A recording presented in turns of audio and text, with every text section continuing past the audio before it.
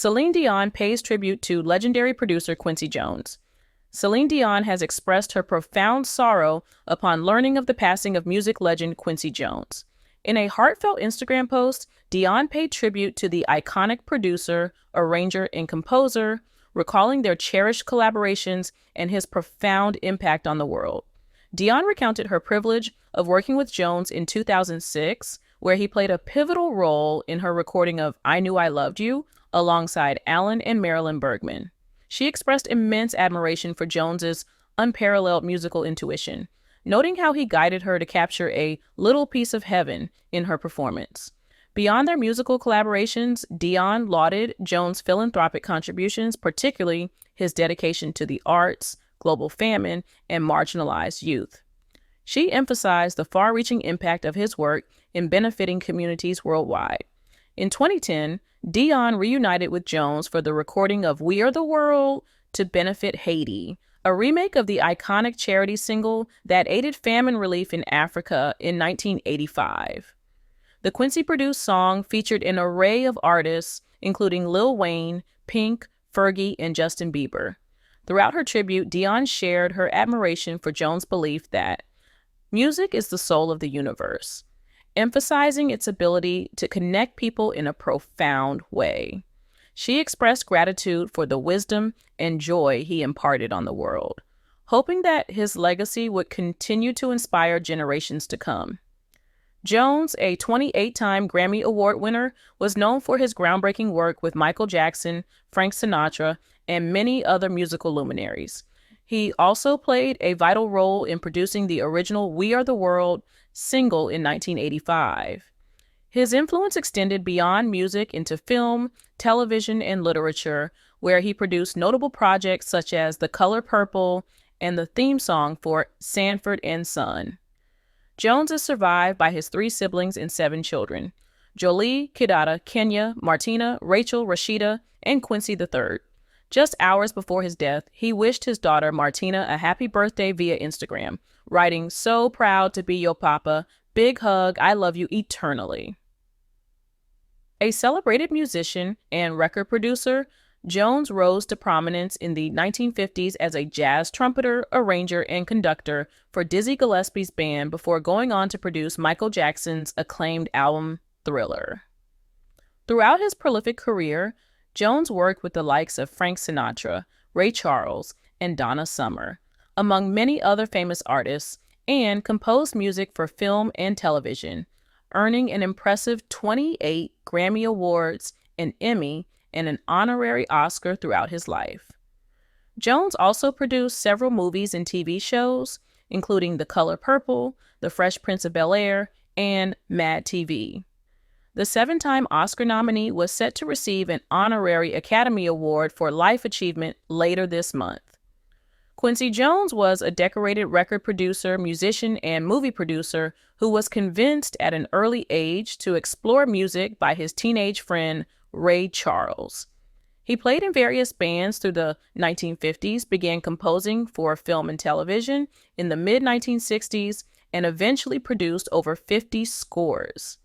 Jones worked with famous musicians such as Michael Jackson, Frank Sinatra, Aretha Franklin, and Celine Dion. One of the most nominated and decorated artists in Grammy Awards history, Jones garnered 80 nominations and 28 wins. He also earned an Emmy Award for scoring the 1977 limited series Roots. Jones died in November 2024 at age 91. Quincy Delight Jones Jr. was born on March 14, 1933, in Chicago. His mother, Sarah Frances Jones, worked at a bank, and his father, Quincy Delight Jones Sr., was a carpenter and semi-professional baseball player. Quincy spent his early years in Chicago with his parents and younger brother, Lloyd. After his parents divorced and his mother developed a schizophrenic disorder, he and his brother were sent to live with their paternal grandmother in Louisville, Kentucky. At age 10, Quincy Sr. moved his sons to Bremerton, Washington, outside of Seattle. There, young Quincy gained a stepmother, Elvira, and 3 step-siblings, Wayman, Teresa, and Catherine. His father and stepmother had 3 more children together, Jeanette, Margie, and Richard, and later moved the family to Seattle. Drawn to music at an early age, Quincy Jr. first touched a piano at Recreation Center when he was 11 years old, which inspired him to join school choir and band, where he learned to play multiple brass, reed, and percussion instruments. He was later recruited to play in a swing band formed by his classmate. After he graduated from Garfield High School in 1950, Quincy studied at Seattle University for one semester before transferring to Berklee College of Music in Boston. Despite receiving a scholarship to attend the prestigious Berklee College, Jones dropped out after Lionel Hampton invited him on tour with his band. Jones played trumpet and arranged for Hampton from 1951 to 1953. He then worked as a freelance arranger on many jazz sessions.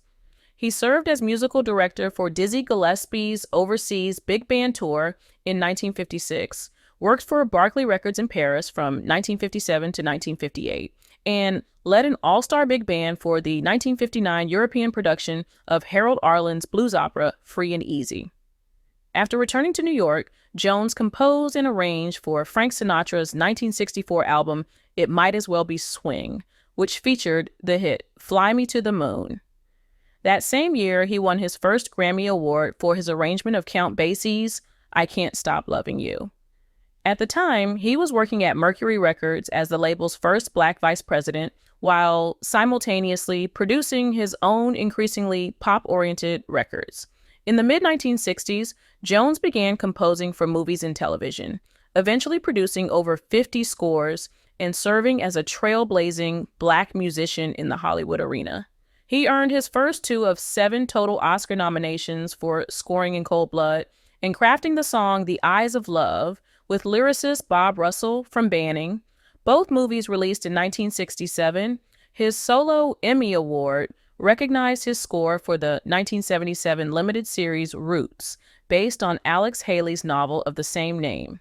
In 1970, Jones won another Grammy for his jazz-funk album, Walking in Space, taking home the trophy for Best Jazz Ensemble Albums.